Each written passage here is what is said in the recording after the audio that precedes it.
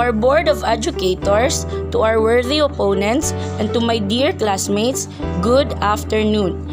The topic of this debate is all about the 1872 Cavite Mutiny. As first speaker, our side firmly believes that Cavite Mutiny was merely a labor issue. As first speaker, I will be defining key terms and outlining our main arguments. Our second, third, and fourth speaker will explain the supporting reasons for our argument. And our last, or the fifth speaker, will summarize our arguments. Before I proceed to our arguments, let me first define terms that are included in this debate. First is conspiracy. According to Webster Dictionary, conspiracy is a secret plan made by two or more people to something harmful or illegal. Next is mutiny. As for the definition of Oxford Dictionary, mutiny is an open rebellion against the proper authorities, especially by soldiers and or sailors against their officers.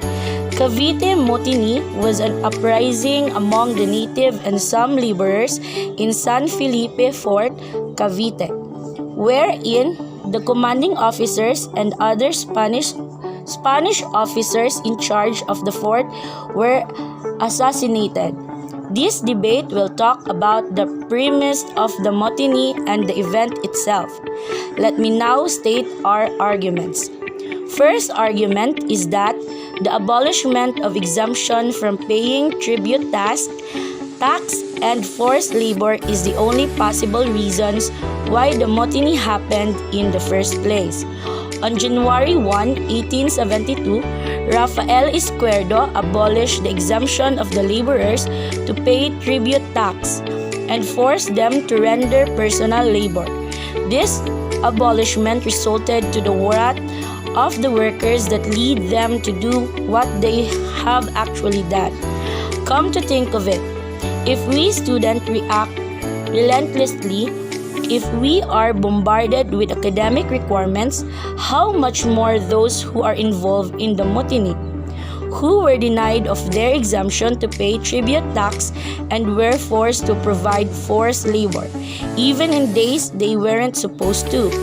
Cavite Mutiny is merely a labor issue because it is only natural for them to go on a strike after the abolishment of their privileges. Second argument is that Gomburza weren't the real instigators of the said mutiny. In Izquierdo's account, he claimed that Gomburza were behind the mutiny, when in fact, they were only active in the secularization of the church, which means secularization is the separation of the church from the state or the government. Our third argument is that it was only after the Gomburza's death that the Philippine Revolution really started. That's all, sir. Good evening to the respected speakers, cautious timekeeper, notable judges, members of the opposite team, and members of the floor. Before I proceed in my speech, I would like to define first the terms we are going to use in our arguments. For the information of everyone, the term conspiracy, according to the definition of the Merriam-Webster, it is a secret plan made by two or more people to do something that is harmful and illegal. Therefore, a secret plan was made with the purpose to abolish the Spanish government in a form of revolution.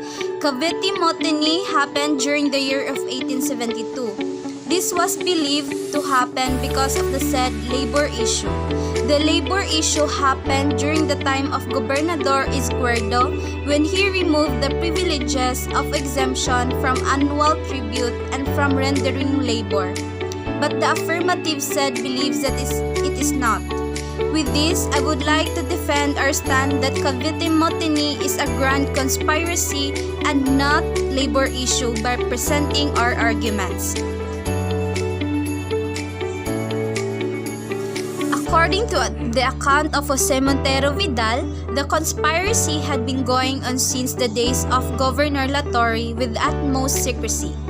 Therefore, at the time of Governor Izquierdo succeeded before Governor Latorre, there has been suspicious acts that information and great uprising would break the Spanish rule. According to the account of Jose Montero Vidal, the conspiracy had been going on since the days of Governor Latorre with utmost secrecy.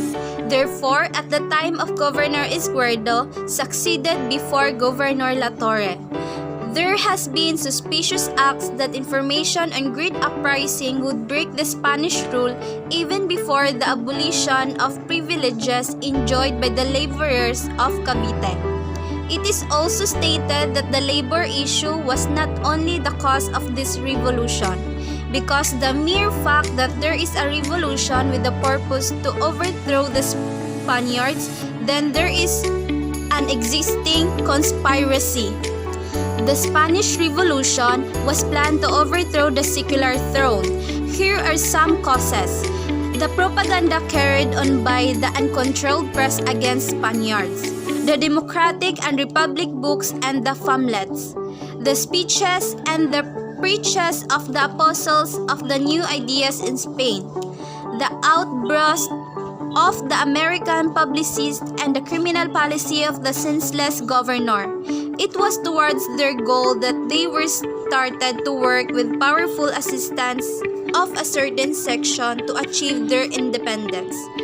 It was also suspected that the principal leaders met either in the house of the Filipino Spaniards Joaquin Pardo de Tavera or the native priest Jacinto Zamora, and this meeting were usually amended by the curate of Bacoor, the soul of the movement to plan the revolution. The garrison of Manila, composed mostly of the native soldiers, were involved in this conspiracy as well as a multitude of civilians.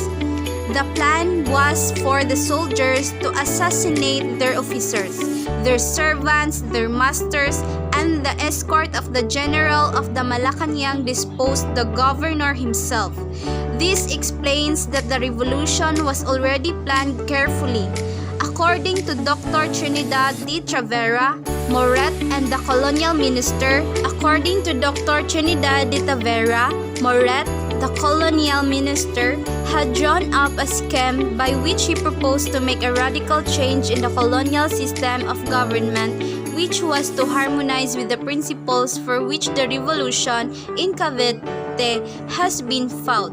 It was due to the facts and promises that the Filipinos had great hopes of an improvement in the affairs of the country. How did it become a conspiracy if Gumburza and Joaquin were only suspected? There is no confirmation because it was only a suspicion. Come to think of it, 1521 Spaniard reached Manila, and the Cavite Mutiny was in the year 1872. Hundreds of years have passed. Don't you think that the Filipinos have grudges and sufferings from Spaniards? This uprising has roots, and with them are affiliated to a great extent the soldiers of infantry, artillery, many civilians, and large number of mestizo, Indio, and some ilustrados from the provinces. And it explains that it was not only laborers that made the revolution. And with that, I rest my case. To the Board of Adjudicators, to our worthy opponents, ladies and gentlemen, good afternoon. Before I proceed with my arguments, allow me first to rebut the faulty arguments made by the opposition. The opposition made mention that they were only suspected, but it was not really proven that they did what they did. And then, if they really had grudges in earlier times, then how come the suspected conspiracy didn't happen in earlier times? Also, let me just inform you that according to John M. Escamacher, Jose Montero's account is only reliable when it comes to the actual course of the revolt and not the reason of the mutiny. With that, let me now lay our argument. Cavite Mutiny is only a labor issue for the reasons that, Firstly, the only possible reasons why the soldiers approached was because of the abolishment of the exemption to pay tribute tax and forced labor. From time immemorial, the workmen in Arsenal of Cavite, in the barracks of Artillery and Engineer Corps has been exempted from payment of tribute tax and from obligation to work for certain days each year on a public improvements. However, on January 1, 1872, Rafael Esquerdo, the then General of Philippines, abolished this privilege and ordered that all workmen should pay a tribute and labor for public improvements. This produced great dissatisfaction among the workmen affected, and the men employed in the Arsenal of Cavite went on a strike. It was because of their volcanic wrath regarding the issue that they were able to do such action, and not because it has been long planned for the reasons mentioned by Montero, which he assumed pushed the involved people to execute the mutiny to attain independence. Also, with the definition of conspiracy laid out by both teams, it was said that a conspiracy entails plan.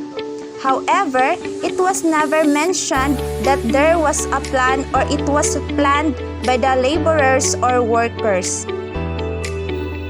Do you think that the laborers were the only people who joined in the uprising or in the revolution? Yes. Second argument is that Father Gomez, Burgos, and Zamora weren't really the instigators of the said mutiny. National Commission of the Philippines mentioned that the native clergy then were active participants in the secularization movement of the church, in order to allow Filipino priests take hold of the parishes in the country, and not actually to convince people to overthrow the Spanish government through the said mutiny.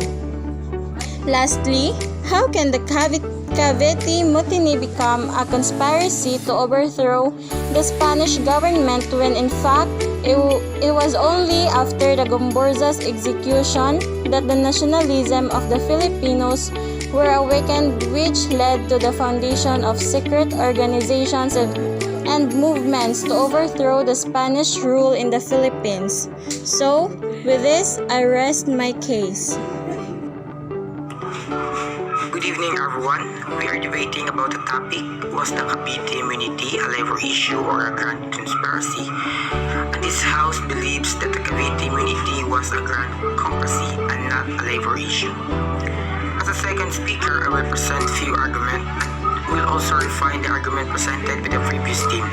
So the first speaker of the opposition team has tried to tell you that there are only laborers who are involved in the revolution of the mutiny, wherein there are also native soldiers, Filipino Spaniards, native clergy, and their involved in the Cavite immunity. They also said that the start of the revolution began after the death of the Gomburza, which is wrong. Part of the revolution was before the death of Gomburza. It was stated that his plan is secretly planned before the ruling of the ex-Governor de la Torre.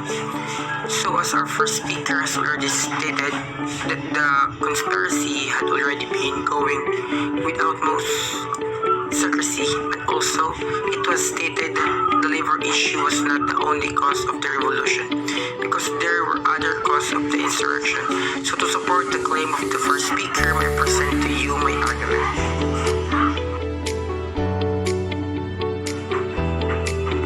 My first point to you is that in the account of Dr. Trinidad Hermenegildo Pardo de Tavera, according to him, this incident was merely a mutiny by the native Filipino soldier and laborer of Cavite Arsenal against the harsh policy of the Governor and Captain General Rafael Inquierdo, which abolished their old-time privilege of exemption from the paying amount tribute and rendering the forced labor.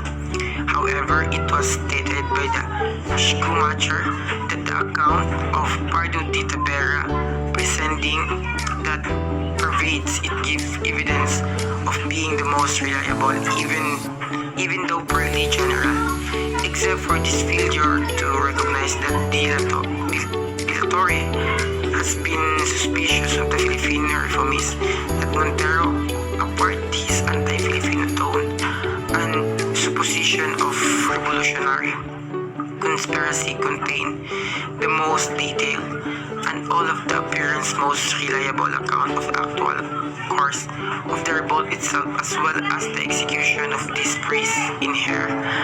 The account of Tabera was obviously biased because he speaks subjectively and according to the account of Jose Montero Vidal.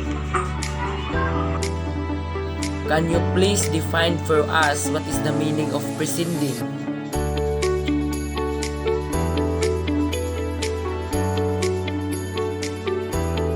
Based from Merriam-Webster, prescinding, it means withdrawal to the emotional anti-career.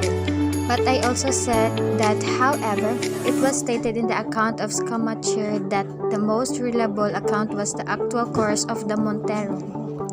Now for my second point, the Moteni Cavite give the conservative elements, which means this favored the continuation of the colonial modus vivendi, which means an opportunity to represent the Spanish government.